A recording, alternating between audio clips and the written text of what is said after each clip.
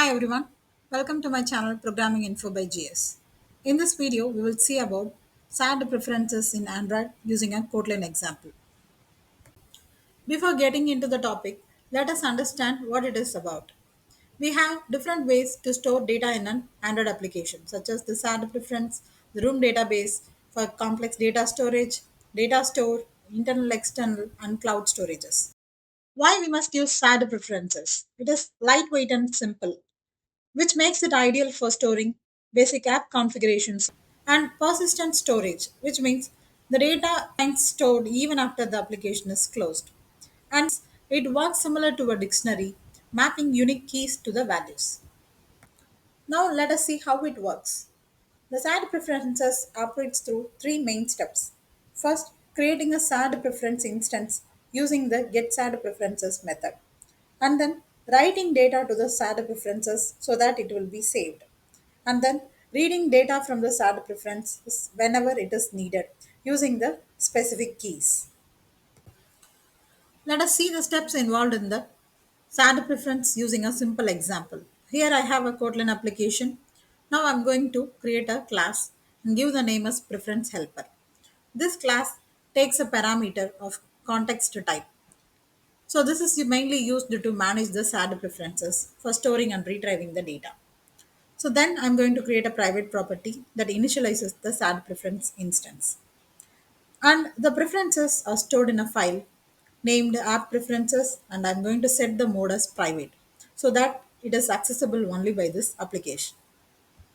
Now I'm going to include a function to save the user details. This function takes two parameters, name and password, both of string type. This is used to save the user details into the shared preferences. Now let us create an editor object to modify the shared preference.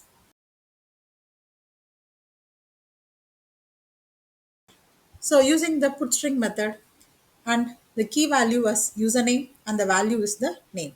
We store the name in the shared preference. Similarly, we will store the password in the shared preference using the key password. Once done, we will apply the changes to the shared preference. To retrieve the value from the shared preferences, now we are going to create another function, get user details. This function returns the pair of string values, that is the username and the password. So first, to retrieve the value associated with the key username, we use the getString method and give the key value as username, and then if the value is null, we set the default value as an empty string. Similarly, we do the same steps for the password. Once done, we return the pair of string, that is the username and password.